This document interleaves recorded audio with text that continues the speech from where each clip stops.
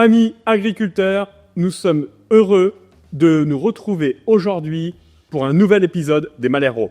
Nous allons nous intéresser à deux plantes qui étaient à l'origine dans deux familles distinctes et qui aujourd'hui, avec l'évolution des méthodes de classification et des connaissances, font désormais partie de la même famille des amarantacées. Mais ce sont des genres différents. Présents sur l'ensemble du territoire, nous les retrouvons dans les cultures autres que estivales et notamment dans les colzas, d'où des changements de stratégie de désherbage. Nous aborderons dans ce match le kénopode blanc et l'amarante blite. On vous explique tout. Lionel, c'est parti!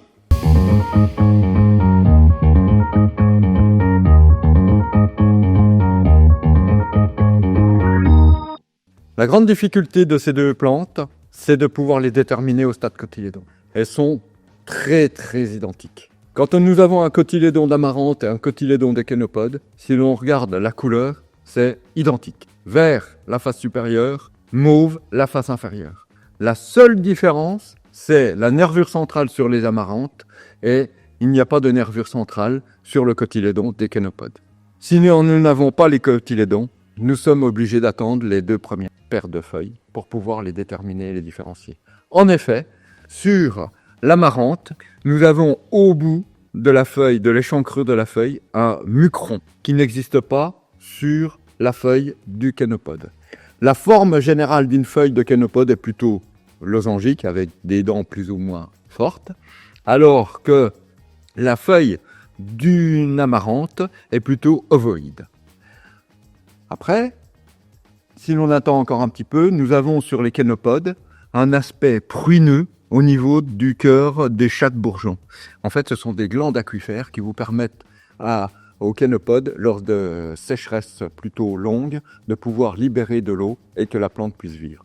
Merci Lionel, c'est toujours un plaisir de partager ton expertise. Nous nous sommes concentrés uniquement sur deux espèces de cette famille qui en comptent en fait un nombre beaucoup plus large. Nous pouvons également citer la betterave, les atriplex ou encore la salicorne qui en font partie. Retenez que ces espèces sont une grande nuisibilité pour les cultures. D'une part, par leur développement qui est rapide et dans toutes les cultures estivales, mais aussi qui apparaissent à l'automne dans les cultures, mais aussi du fait de leur forte capacité à produire un grand nombre de graines qui peuvent être très persistantes dans le fond. Merci à tous d'avoir regardé cet épisode. Pour suivre le reste de la série, abonnez-vous. À très bientôt Lionel. À bientôt Alex. Et encore merci à tous.